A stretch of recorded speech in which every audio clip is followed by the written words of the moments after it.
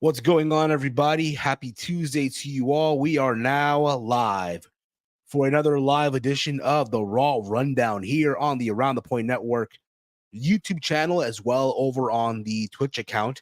If you are on YouTube right now, hit the subscribe button down below. Give this video a big old thumbs up. Share it with all your friends through social media. But more importantly, hit that bell notification so you'll be notified whenever we go live or even upload a video or even post, whatever it may be. It is Tuesday, August 20th, 2024. And what's going on, everyone? As always, I am Steve, and this is the good brother Chase. What's going on, Chase? How you been? Nothing much, Steve. How's everything going there in California right now, weather-wise and all that stuff? Good. It's hot today. It's chilled over here today. Fresh. So outside of that, like what, in the 70s right now, which is not bad. I don't mind it at all. Don't mind that at all. But nevertheless, outside of all that, I mean, Raw last night was live from Fort Lauderdale, Florida at the Amerant Bank Arena that had a capacity of 13,718. Overall, I thought the show was a solid show. Keep in mind, next week it is the go-home show to Bash in Berlin. So we got some build to some of the key matches, but nevertheless, I thought the show was a solid show. Nevertheless, for Monday Night Raw from WWE. Your thoughts, Chase, overall from the show last night? I thought it was a drowsy show, like it was like an autopilot show. I was trying my best, but there was moments in the show I was definitely nodding off during some of those segments on this week's episode. It wasn't horrible. It was just more of a boring episode. It just wasn't like it just didn't get me excited for like the next. Well, actually, next week's show looks a lot better for what they announced, but. Yeah. In terms of this week's show, it just was. It was definitely not the quality. The crowd was really good. The Florida crowd definitely kept me up. But for the most part, this show, I don't know. It just felt. I said it when I was watching Romeo and SP3's Raw review. I wrote it. It's like when you take NyQuil because you're like not feeling good and you're hoping it would put you to sleep, but it doesn't put you to sleep. You're just drowsy the whole night. That's how I felt watching this week's episode. I just felt so drowsy. I was just like, oh man, like I'm rubbing my eyes at certain points. Like, I don't know. This show just felt very, very meh. I mean, it's fair. I mean, there are moments on the show, just like you, I felt like, could have been, whatever. Like, I'll be honest. Like, I totally forgot about the women's tag team title match. Not because, oh, I hate women's wrestling. No. The match happened. I'm like, oh, it's for the titles? Okay. But let us know also in the chat your thoughts on Monday Night Raw. What did you like? What did you not like? All that fun stuff. Tricopedia right here. What's up, guys? Celebrate my birthday today. Happy birthday, Tricopedia. I hope today's a good one. You eat whatever you want and get all the gifts you want. And hopefully you get a red velvet cake. That's just me. Again, my preference when it comes to birthday cakes. But be that as it may, hope nevertheless it's a very enjoyable one today. So the show opened up, Chase, with Randy Orton, bro. Now, as you guys know, it was announced last week that Randy Orton will be facing Gunther at Bash in Berlin. And again, he came out there, and one thing for certain, last week, Gunther got personal with Randy Orton. And for Orton, he just wanted it to be about the world heavyweight title. That's it. A match. Again, keep in mind to avenge the loss, right? Technicality, whatever it may be. But Gunther had to make it personal. He just couldn't help himself. Could not help himself. That's all Orton wanted. And then Gunther walked into the crowd massively booing him. Yeah, they were chanting. You would think that it was another country, like it was like a country Austria invaded in the past or something. I was all like, are they overseas? Like, God, he got a lot of heel heat. Yeah, bro. And of course, dude, you heard throughout the whole segment the USA chant. USA. I don't think Orton's really doing this for America. You know what I mean? But I get why the fan base would go that route. Hey, this guy's a foreigner. He's evil, just like back in the day, right? Like in the early 90s of WWE, mid 80s, if you will, right? Here's the evil foreigner, but here's the American. Here's one of us. He's fighting for us. He's doing this. That's what Orton's doing it. I think, again, if you ask Randy or, hey, bro, are you doing this for the USA? He could say, nah, I'm just doing this for the payday. His international pay-per-view, and I just want to catch up to John Cena. Yeah. Pretty much. And all this, and again, Gunther talks about how he will not fall for last week, right? Last week, Orton caught him with the RKO. Caught him with the RKO, and then Ludwig Kaiser tried to come out, right, to get the upper hand. And again, you wanted to give this match some heat. You wanted to give Gunther and Ludwig, I guess, some type of momentum going into the night. In fact, the main event itself was going to be Ludwig Kaiser versus Randy Orton. But what was your thoughts, Chase, on the opening segment? It was fine. I don't know. Maybe I feel like you should have kicked it off with CM Punk. Maybe they were hoping a Randy Orton bump for the ratings sake. They're like, oh, Randy Orton's kicking off. You don't want to miss what he said. But it did build towards the main event. It was just kind of like, I just felt this was a lesser version of the promo that they had last week and stuff. So, but it did build to the main event, so I can't really hate on it too much. It just felt kind of there. It didn't feel like a big time segment. It did not, but nevertheless, it did get you, I guess, some sort of like excitement for the main event, some anticipation for what's to be. And I thought I froze there for a second, but no, we're good. We're good. After this, we did get the opening match of the night. We got Pete Dunne versus Sheamus. Now, if you guys remember last week on Raw, Sheamus got attacked by Pete Dunne with the shillelagh backstage. And that's the one thing they were working on throughout the entire match. But mind you, by the way, also, it's worth mentioning too, Pat McAfee did mention this on commentary. Sheamus will be a guest on College Game Day as a guest picker on August 24th as Georgia Tech plays Florida State at the Aer Lingus Football Classic in Dublin.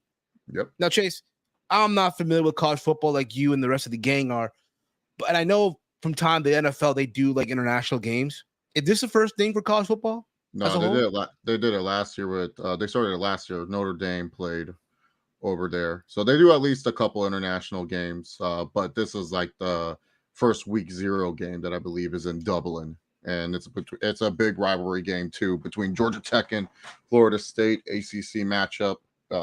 Definitely don't want to lose that to start your season. Put you down in the conference because now the conferences don't have divisions anymore. They're just a conference. So yeah, it's going to be a very interesting game. It's actually a good week 0 game. Normally week 0 games it would be like Florida State versus some random ass school that no one has ever heard of, but they chose 2 good programs that should have a very solid game. Both programs that are looking to maybe make the expanded college football playoff. Florida State last year undefeated, felt like they should have been in the college football playoff, felt they got robbed.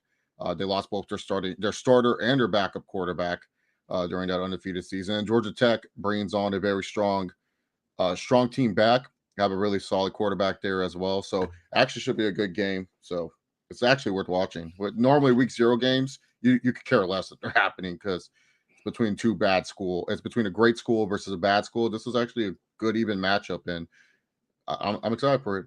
Actually very excited for that game. I was going to say, you mentioned it moments ago, last year Notre Dame did go. I was going to say, would have made sense being that they're in Dublin that you would have had Notre Dame go, right? Aren't they like the Fighting Irish? But you did mention, hey, they were there last year, so I guess you just can't run it back year to year and all that stuff. But nevertheless, the match itself, I thought it was a very fun opener, bro. Obviously, Pete Dunne working on the taped up hand of Sheamus, and nevertheless, too, Pete Dunne looked good here, even in defeat. But he got cocky. He had the hand locked into the turnbuckle.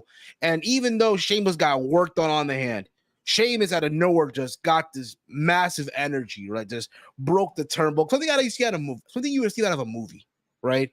Just broke out of the thing, hit the bro kick for the 1, 2, 3. And the crowd, what happened and all that stuff. But your thoughts on the match, Chase? Yeah, I thought it was a really good match. Obviously, the match of the night. It was the only match that felt competitive the whole night. I know some people were mad Pete Dunne didn't win, but you guys got to understand, like Sheamus, they're trying to build him up as tough and strong because he's most likely going to be one of the contenders to the IC or the World Heavyweight Championships. And those two, and Braun Breaker and Gunther, are monsters themselves. So you got to make Sheamus look tough and strong and at least look like a good contender for whatever title he may be going for. Pete Dunne's going for like the NXT title right now. Like makes no sense to push Pete Dunne on Raw, and then like, what if he loses on NXT? You know what I'm saying? Like it don't make any sense. It don't make any sense to have Pete Dunne win here because, like I said, you got to make Sheamus look very, very, very strong because he's probably on the short list of contenders for either Braun Breaker or Gunther. So you don't want it where he loses to Smack. Like maybe if he loses a different match to Pete Dunne, that's fine. But in terms of building momentum for Sheamus, it just makes more sense for him to win this match. So I was totally fine with Sheamus winning. It didn't do anything. It didn't harm Pete Dunne whatsoever. Like I said, they made Sheamus look ultra tough. So if like Sheamus got in a fight with those two badasses, he can handle his own. Because some people sometimes forget that about Sheamus, even though we don't need to be reminded. Also, they mentioned on commentary, well, being that they're in Florida, Sheamus did beat Daniel Bryan in 18 seconds at WrestleMania. People, for whatever reason, on social media made a big deal out of it. Oh, Bryan's out of a contract, and now they're mentioning it. I think people are just taking it out of proportion, but be there as it may. We did get also a backstage segment with the New Day and Odyssey Jones.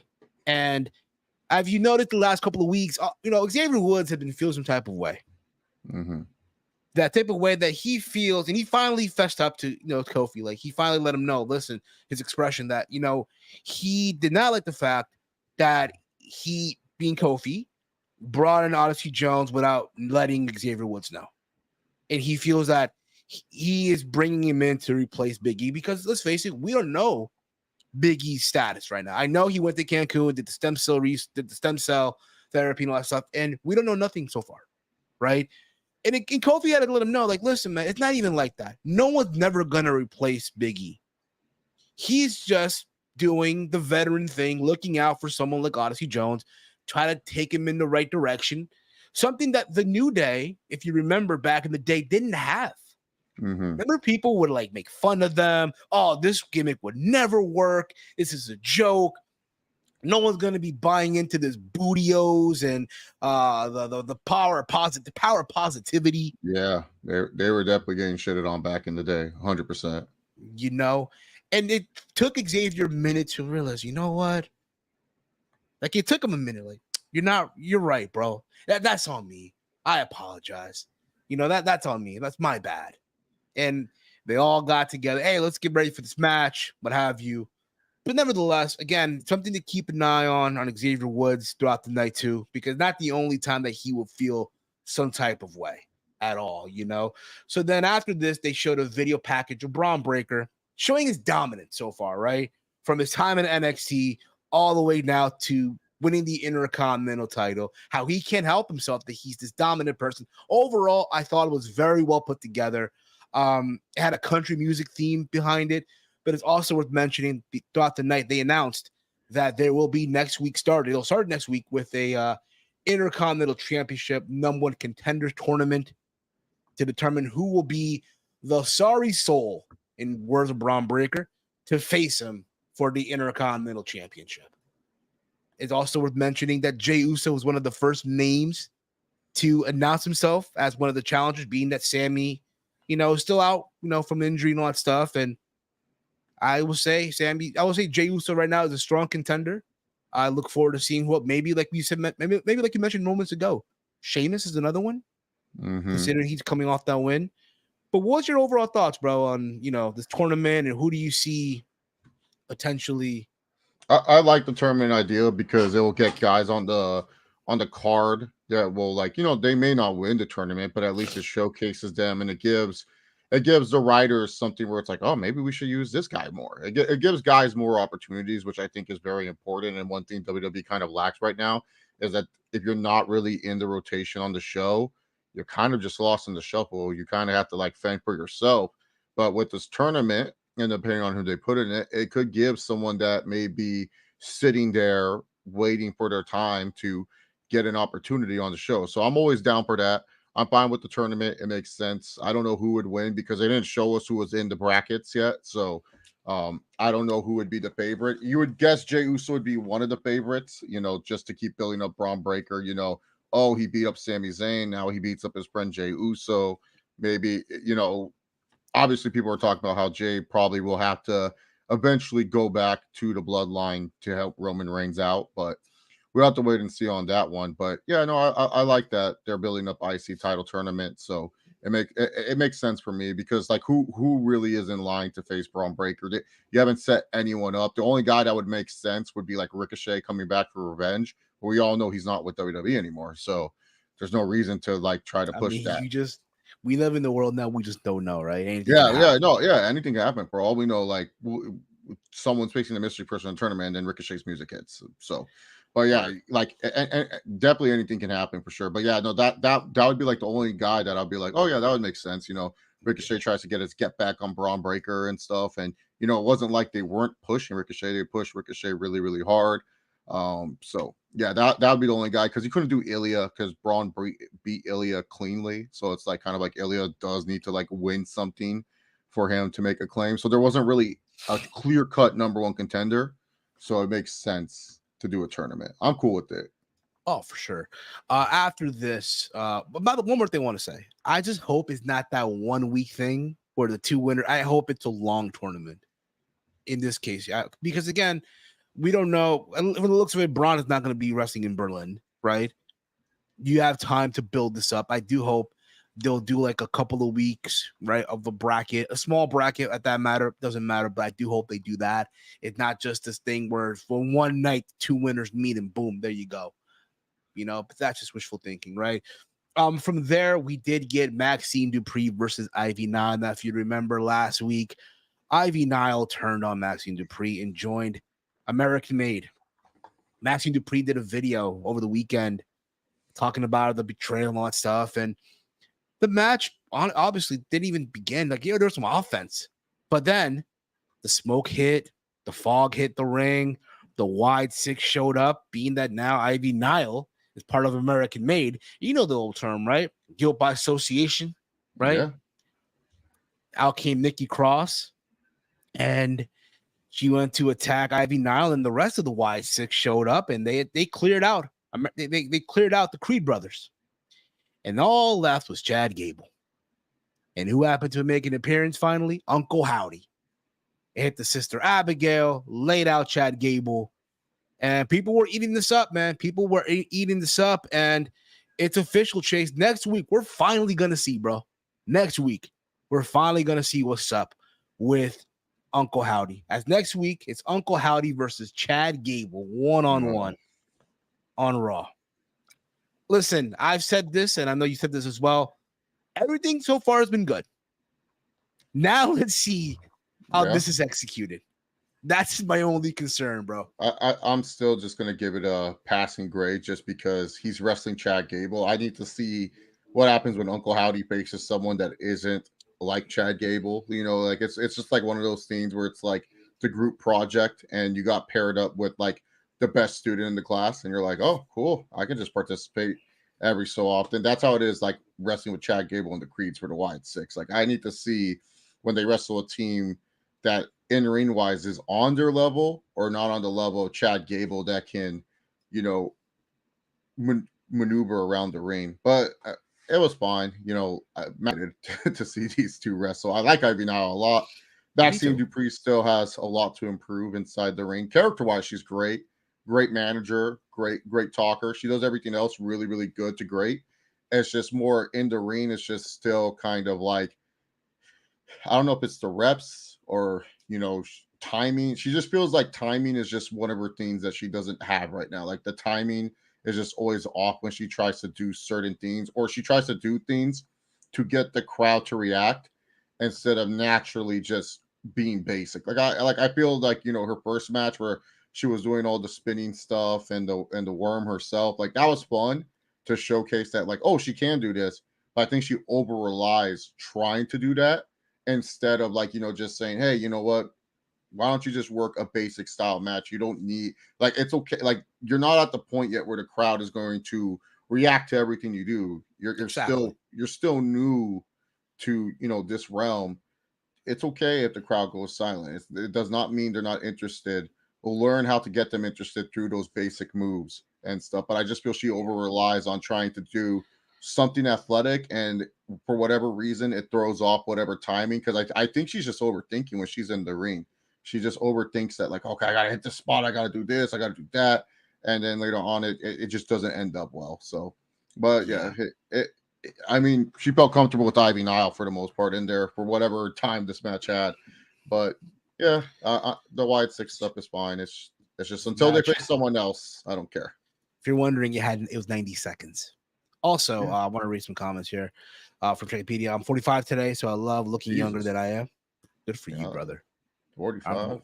Wow, I thought you would be like 30 or something. 45. You're making 45 feel like the new 25, brother. So Yeah, I'm getting tired. This is from Kevin. I'm getting tired of tournament. I'm gonna be honest. This does not benefit the American pie. My bad, American made. no, it doesn't. Like, Just it doesn't. Chad Gable felt like he was going to go on this really good TV feud with Otis and everything, and now it's just kind of like he's just there to help make sure the Wyatt Six get acclimated in the ring. Like, I get if Chad Gable feels comfortable with this role, but it's just like, man, like Chad Gable could have done much better. I guarantee you, you give Maxine 6 years to 6 years to NXT Performance Center. I guess you're trying to say you let her be there for 6 years at the Performance Center. She's going to be something. I Yeah, mean, well, it's like Ash by Elegance, aka Dana Brooke. I just felt that she just fell in love with doing the gymnastic crap, but never added on to it. And no one ever yeah, told her, like, hey, maybe you should add this, maybe you should do that in your matches. And then the problem is when you teach someone these habits and they get used to it, it's hard for them to perform. And I fear the same thing as with Maxine, where Maxine has a way higher potential than Dana Brooke. Dana Brooke was always just solid. Maxine, I feel like, has a higher potential in terms of just because she's already good on the mic. She has a great look to her. She has everything else. It's just in the ring. It's just like if she relies too much on doing these athletic spots, and then it's just like I'm sorry, you got to look at the women that we currently have on the roster that do what she does a little bit better. You look at the women down in NXT, Sol Ruka, Kehlani Jordan, and then whoever else they bring in from NIL that are gymnasts. Like, you're not going to stand out by doing that, because then it's just going to be like, oh, look at her try to do that. Like, she can do it, but she needs to add more of a base to when those moves hit. It oh for actually sure, works. Yeah, that's absolutely. my thing with Maxine. I like like I could be harsh, but it's just like I would rather, like give good constructive criticism on what she could do better than, be harsh on her. I don't, like if someone was completely terrible, I will say it. Like there's a big goof coming out later that's completely terrible that we'll talk about. But I'll even say that. Did you see the video? I don't know how many of you saw this on social media. Like, there's a fan footage of when the Y6 entrance showed up. You see Maxine just just literally book it. Just you see like those how would you? memes. Like you see those memes, like people vroom, right when something bad happens and shit. Like that. It gave me those vibes. Kind of funny for what it was. She tried to learn not like Eva Marie. Yeah. Yeah, even Well, Marie would just never was gonna get it, to be honest. Like, and I just think Eva Marie's body was never meant for wrestling. Like, she just yeah, felt just not. clunky. She just felt clunky in there. Oh yeah.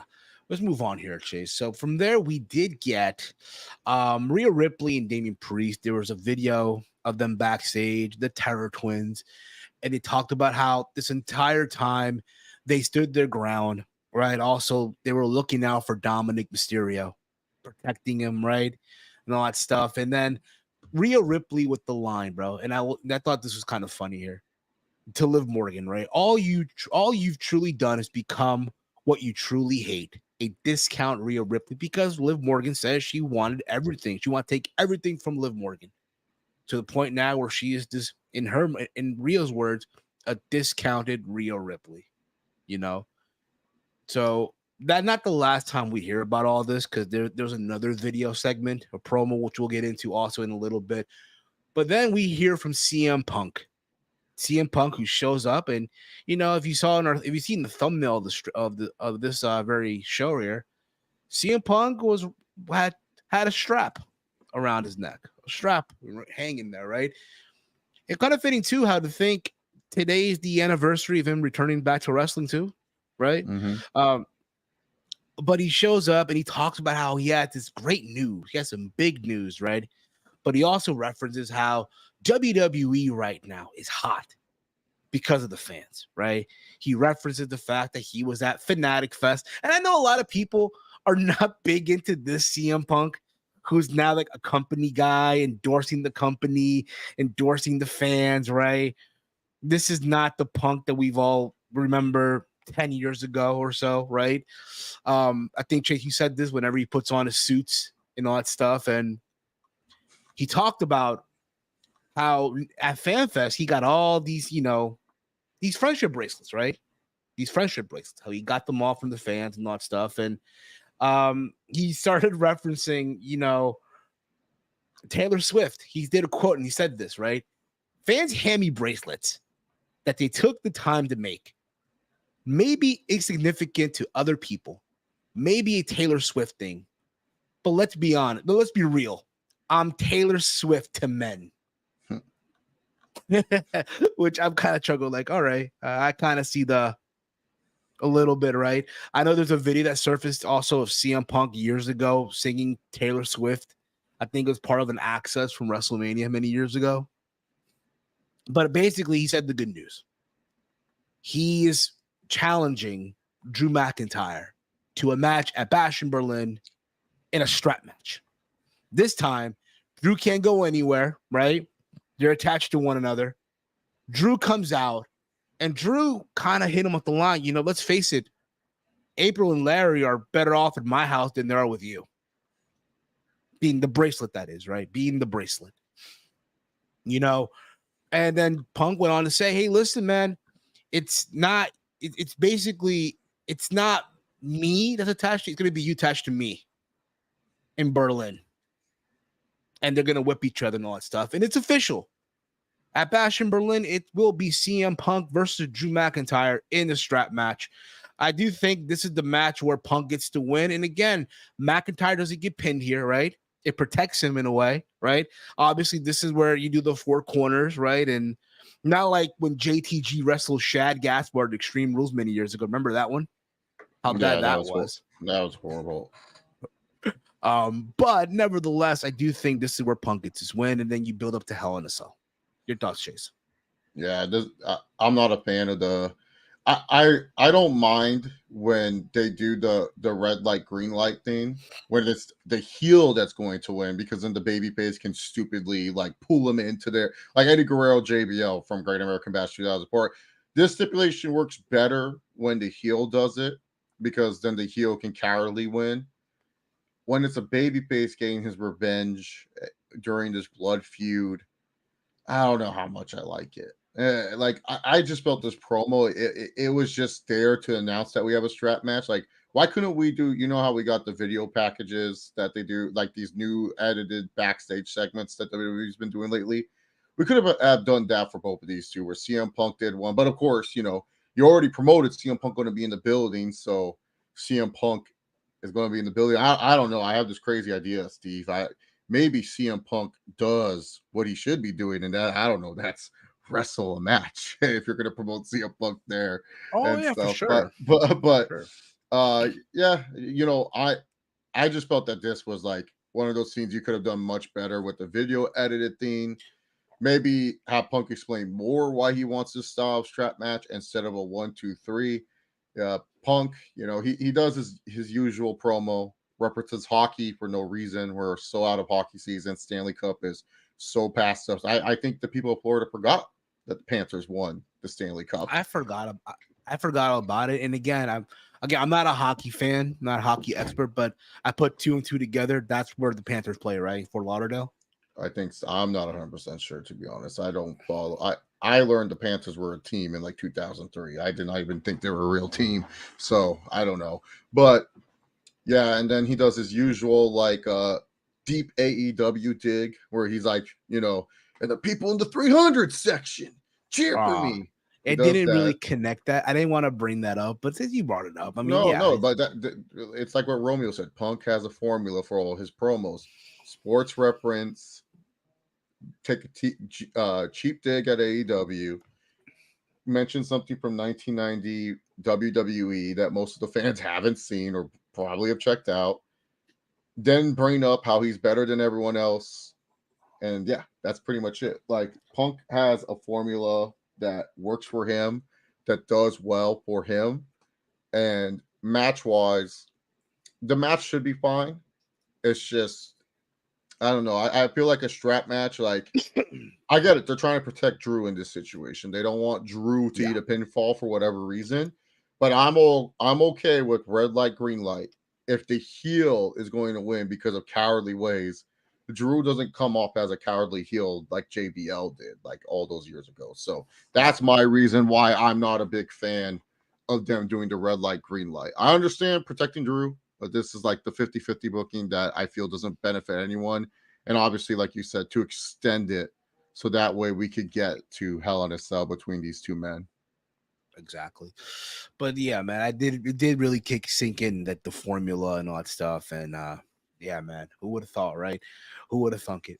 From there, after that, though, we did finally, like I mentioned earlier, right? We got the video promo between the Terror Twins. Now we got Liv and Dom. And basically all this led to Dominic Mysterio challenging Damian Priest later on in the night to a one-on-one match. You hear the kicker, right? Here's the catch, though, right? No Judgment Day, no Rhea, no Liv, just one-on-one.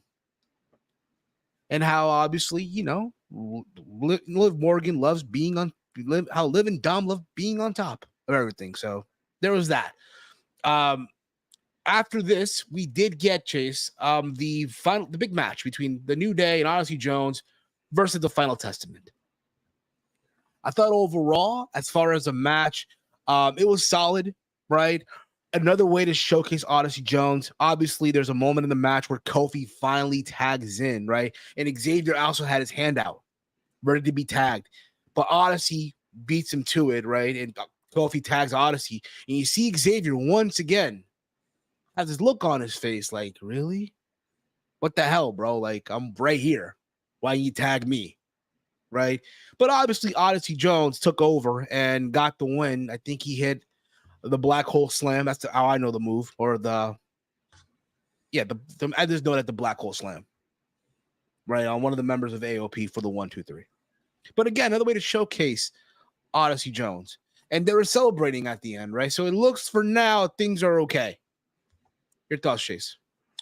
Yeah, this was just to build off the segment. I thought something was going to happen, but nothing happened. So it was kind of a dud for me. I was just like, man, I really want some more with Xavier Woods, but they keep building this tension. They're waiting for an episode. Like obviously, they probably don't want to have Kofi versus Xavier on the blow off before the go home show. So they're probably waiting until another go home show, or what they normally like to do. Maybe they blow it up at the go home show, and then the next episode of Raw, the Raw after Clash at the Castle, we'll have a match. Who knows? But yeah, I was expecting at least some sort of progress. We're still on chapter 2 of the Book of Cross, and it sucks. I'm tired of reading it. Well, it's funny you mentioned that because in the backstage video, this was on Raw backstage. That show they do on Peacock or whatever it was. Scarlett told Karen Cross, let's just leave this alone. let's leave this alone already. Let's move on. You've done what you needed to do.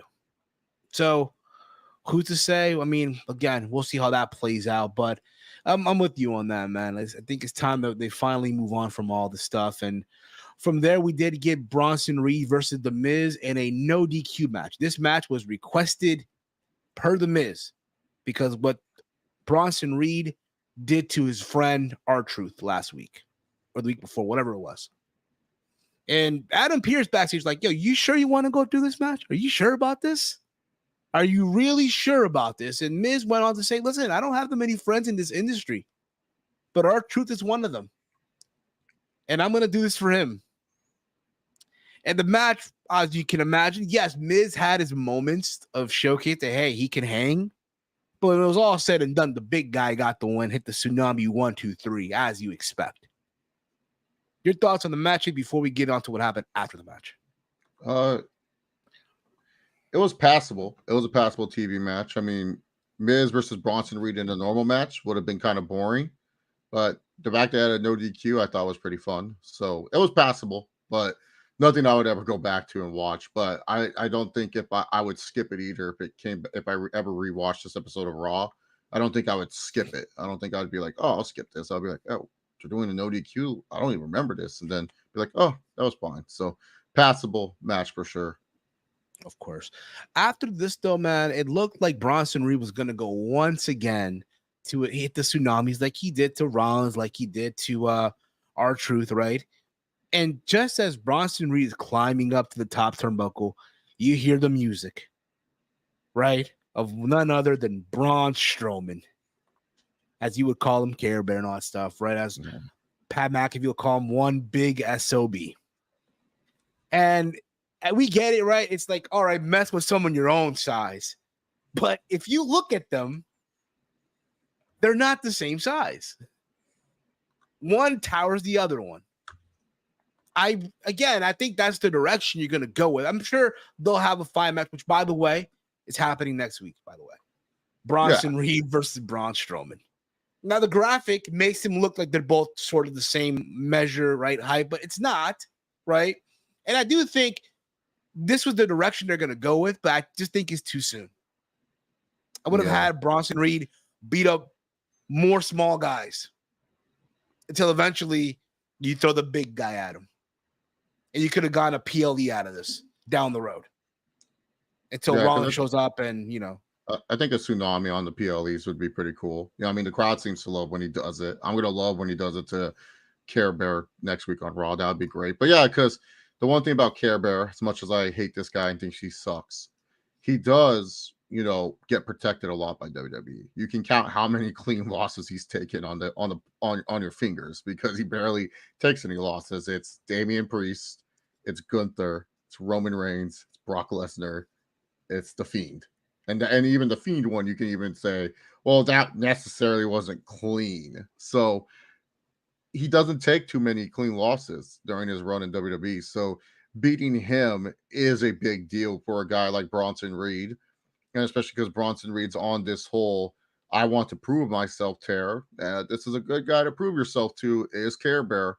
So, but yeah, I feel like you could have savored this, waited a little bit longer. I think, the tsunami thing is so fun. I think PLE viewers would actually enjoy seeing that as well. So you definitely got to get him doing a tsunami on someone on a PLE at some point before it gets stale, before the fans don't get excited to see him do it anymore. So yeah, and then Rollins can come out and that could lead to something. But I don't think Rollins is coming back anytime soon. I think he's going to take his sweet old time coming back, and maybe Big Bronson Reed is a bigger threat by then. Who knows? Exactly. Or challenging for some title or something, contender. A contender of some sort, or maybe Netflix. When they move to Netflix, that's when Rollins shows up again. And I think Rollins is coming back way before that. Okay. Fair enough. After this, we did get Damian Priest versus Dominic Mysterio, which went nowhere because obviously they lied. Dominic said no Judgment Day, just one-on-one, no Rhea, no Liv. And as Damian Priest was making his way to the ring, Carlito makes the attack. It is a giant brawl, right? It looks like Damian Priest had it all clear to go, right? Takes out Finn, takes out JD, takes out Carlito, right? And then Dom is by himself, and behind him shows up Rhea Ripley. To which it looks like Rhea Ripley's gonna hit the Riptide, right? On Dominic Mysterio on the outside, and Liv Morgan makes the save, and Liv Morgan just ambushes Rhea Ripley here. Throws her shoulder first into the steel post on the outside as well. Hits the what's her move there? The Liv the thing off the rope. The Oblivion. There you go. Thank you. Yeah. The Oblivion. Hits the Oblivion onto Rhea Ripley as Damian Priest is staring at this whole thing. Gets his beating too. But yeah, the Judgment Day, this new Judgment Day is celebrating as Damian Priest and Rhea are laying there, just like on Friday when the new bloodline took out Roman Reigns. Same thing, same similar thing there. But nonetheless, I will say this. I did like the intensity in Liv Morgan attacking Rhea Ripley. And nonetheless, too, it makes me want to see this match and Bash in Berlin. Your thoughts, Chase? Yeah, no, they did a great job with this segment. It's good Judgment Day finally got something instead of the Terror Twins standing on top. The numbers advantage should be important. Yeah, yes, I get it that Finn, that Finn and is the main guy, and then the rest is JD and Carlito and Dom, who are not like on the same level as Finn, but there's still numbers advantage. And I like that, they softened up Rhea and Damian, making it seem like, oh, okay, they could lose at Bash in Berlin. Of course. I did mention this earlier. They announced all the tournaments happening for Braun Breaker, right? For the Intercontinental title and all that stuff. And we did, after this, we got we did get the Damage Control versus the Pure Fusion Collective versus Alba Fire and Isla Dawn in a 3-way for the women's tag team titles. I literally forgot this match was even happening on the show. At first, I'm like, okay, we're gonna get, and I have to look back on my notes just to find out this name of this, the Pure Fusion Collective versus Damage Control. That's what I thought we were getting. And then you bring out Alba Fire and Isla Dawn. I'm like, wait a minute, it's a tag, it's a women's tag team title match. It's like Alba Fire and Isla Dawn, who you should be happy they won the titles, whether it was a propaganda, whatever it was, because they were in Scotland, right? Many months ago. The fact that they're still champions is crazy. You would have thought by now they would have done something, dropped the belt, but this shows you that they have no direction for those tag team titles. No direction at all. Whatever sticks to the fucking wall. And last, I'm not saying the match was bad. It was okay for TV, for the crowd, for what it was. But when it was all said and done, Isla Dawn and Alba Fire did pick up the win after they hit the backstabber to the Swanton for the 1-2-3. I just didn't care. Mm-hmm. Yeah, the crowd seemed upset too. They didn't even give a boo or anything. They just went silent when the pinfall went down. Obviously, Io and Kyrie were the big favorites of this match. Yeah, it was a fine TV match. It was just this women's tag team division. It just stinks. It's just not one of those divisions that I care about at all. I don't think WWE cares about that either. I just feel they just put the titles on women so that way they're satisfied. And yeah, there's just no storylines at all with this division. And then my complaint is they keep building trios off this fucking division. Make it a trios division. Then if you're gonna keep throwing a third woman in, Bianca and Jade have Naomi, Alba Fire and Isla Dawn have Blair Davenport. Freaking Damage Control has Dakota Kai when she's healthy. Who the heck's in the third in the freaking Sonya Deville, Pew Fusion Collective. Even Lila Valkyrie as stuck with freaking Kaden Carter Katana Chance. Yeah, so it's you have all these women and they're forming trios, and it's just why are they forming trios? They're the tag team belts, not the trios belts, the tag team. And at least my thing is if you make it a trios division, at least it's different. At least it's something okay, it's a little bit different than a tag team title scene because like I don't know, it's just the tag team division for the women. I hated it when they first introduced it. I was so against it, and people were hating on me, saying, "Oh, da da da," and then like you gotta just get Bailey and Sasha the belts, and then Bailey and Sasha won the belts, and they didn't care with them there, and then afterwards the Iconics won, didn't care with them there. Iconics lost. I don't even know who they lost to. Didn't care with them there. Like you can't even name me the best WWE Women's Tag Team Champion. I think NXT did a better job with the tag team division when they had those belts, and then they disintegrated them. And NXT is probably the one brand that would benefit from the tag team division more than anything else, more than the main roster. That's for sure. Yeah, I will agree with that. I will agree. And instead, NXT, oh, we'll give them the mid-card title. No. See, WWE needs to do it differently. The main roster should have the women's mid-card championship. And then NXT should just keep the tag team titles because there's a lot of women in NXT still need a lot of work better if they were working together in a tag team. They can learn their strengths and weaknesses inside the ring. But of course, really, to be honest, I just don't like this tag team division stuff. Like even if people I like are holding the belts, I'm just like, who cares? You're holding these belts, like, what's it matter? Like at the end of the day, what's it building up? What's it building up to and stuff? Like these tag team titles are just very, very filler. And anytime I see them, I'm just like, oh, like that's why I would rather have it where you just keep, if you're going to keep the belts and so on, just put on your biggest names that don't have belts and feature them across the brands. That's a lot better than, no offense, Alba Fire, Isla Dawn. They're just not big names. They're just there. They're just there for now. Yeah, they're just there, and it's like you don't. It reminds me of Kendrick in London from 2006, where they just had Kendrick the belts. In London, but they're at least putting on good matches. Yeah, but at first it was like, all right, we're just holding on to these belts until we do something with you guys. You know what I mean? Because for a while you would have thought, all right, by now they would have lost these titles, and they haven't. Alba Fire and Isla Dawn had this belt since I want to say May, right? Was it May since Clash of the Castle? And here we are now, and it's like, yo, y'all still the champs right now? I forgot about that. Yeah, exactly. Yeah. From there, we got the main event. I did mention also Jey Uso announced himself for the tournament already early in the day, early in the night, whatever it was. And then we got the main event. We got Randy Orton, Ludwig Kaiser, 1-on-1. You had Gunther at ringside watching this match go down. I thought the match overall, Ludwig Kaiser looked good here. Had a good showcase for himself. I think it was Taker who said in an interview he had a word with Ludwig Kaiser and he's praising him. That says something. He's going to be something down the road.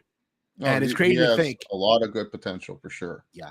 And it's crazy to think, bro, they're going to Berlin, right? Next week, and yet he doesn't have a match in his country. Yeah, he'll probably be a feature, what have you, but at least throw him a match. Yeah, you know what I mean. Why not do Ludwig versus Ilya or something? Like, just do that. Fuck it. Like, even for the crowd, only. That's it.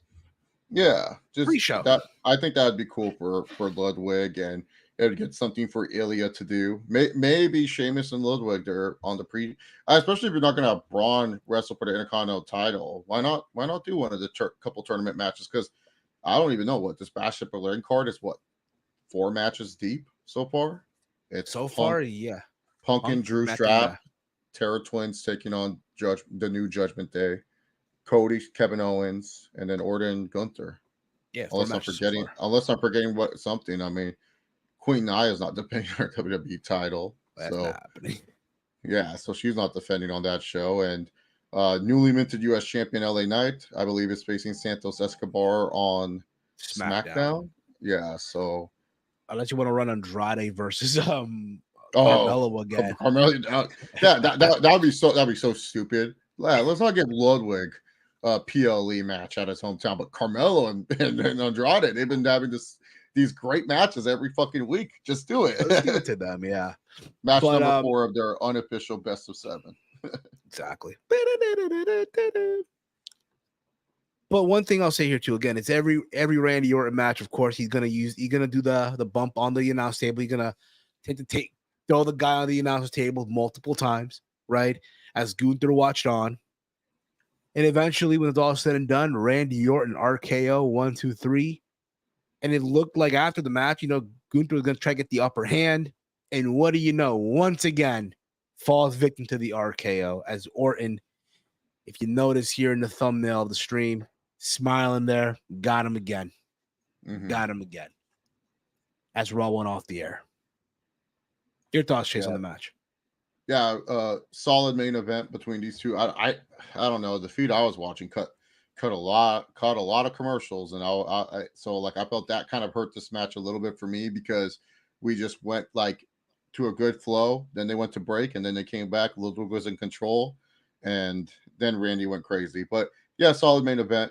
What you want for your TV main events, and especially because Gunther, they want to show some side. There is a weakness to this unstoppable force they've been bringing, and Randy Orton, being the savvy veteran that he is making Gunther look like the biggest hypocrite. And the whole point is Randy Orton, he's going to always hit that RKO on Gunther, but when it matters most, it won't help him win.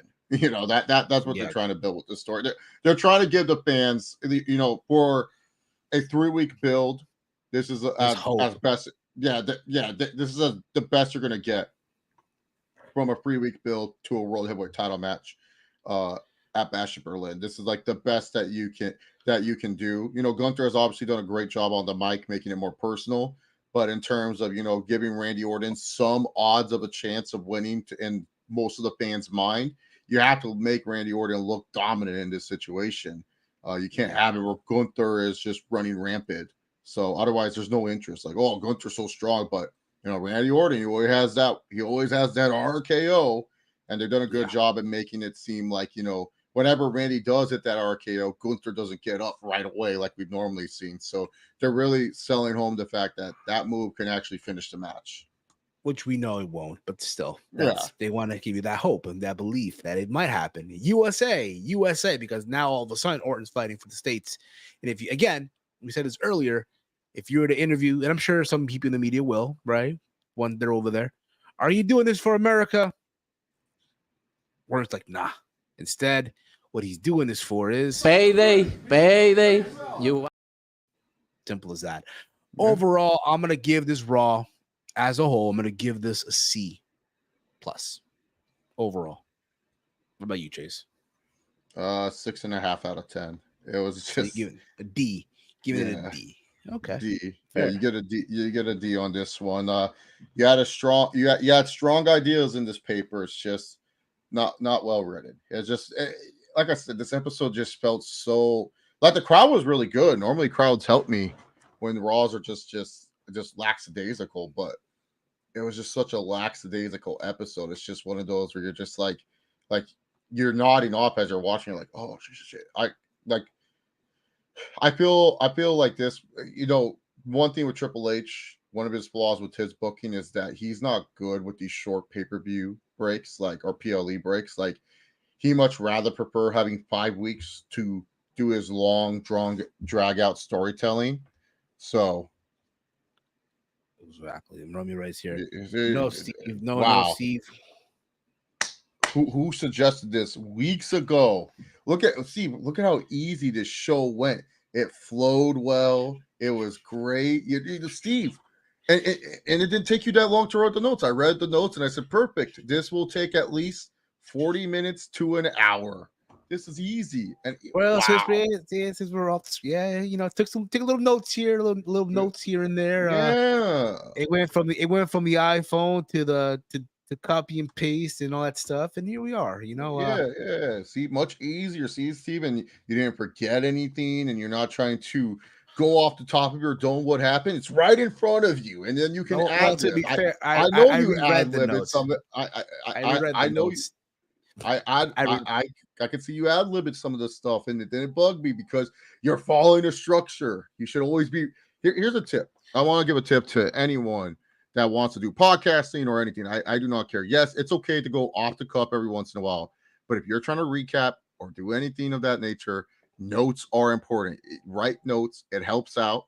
Steve wrote really good notes, really solid details that got him to be able to get his point across without under an hour, without him trying to think, slowing down his thoughts, to get his jokes in there. Perfect. Easy show, Steve. See, wow, what a difference notes make when you write them.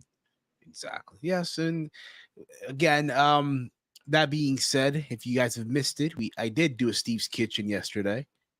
It was a short one, but we got it done. Roman Reigns cannot do this by himself. Now, being that I am off from work this whole week, there is a possibility. I'm gonna throw it out to you, Chase, if you're available. If you're not, I understand. Would you be down to do a sad tomorrow after Dynamite goes off the air? After Dynamite goes off the air? Yes. Oh, sure. Let me know. If not, we can, sure. We can do an immediate reaction to AEW Dynamite. Being that, I don't want to upset the investor, you know what I mean? So, I'm willing, if that, we do that, and then Thursday we do the preview for All In. Okay. And then Friday, we'll just do whatever it may be. You know what I mean? But that's the plan. But again, that can change. We'll keep you posted on the socials and all that stuff. Make sure, again, for all that stuff, make sure you do follow us on X at AT.Network. Follow us there. We'll keep you up to date and all that stuff. I already mentioned this earlier. I did do a Steve's Kitchen. Roman Reigns can't do this on his own. Also, real soon, ATP Gaming, ATP All in the Mud 2 is happening. We'll keep you posted on when night 1 will be, because there's 2 nights of All in the Mud this year. There's 2 nights, not just one night, but we'll keep you posted on that. You can, Brandon Brown writes here. So we want to get to hear No Millie. Maybe Thursday.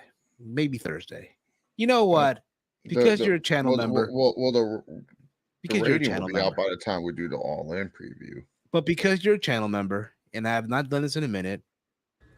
No Millie. There you go. All right.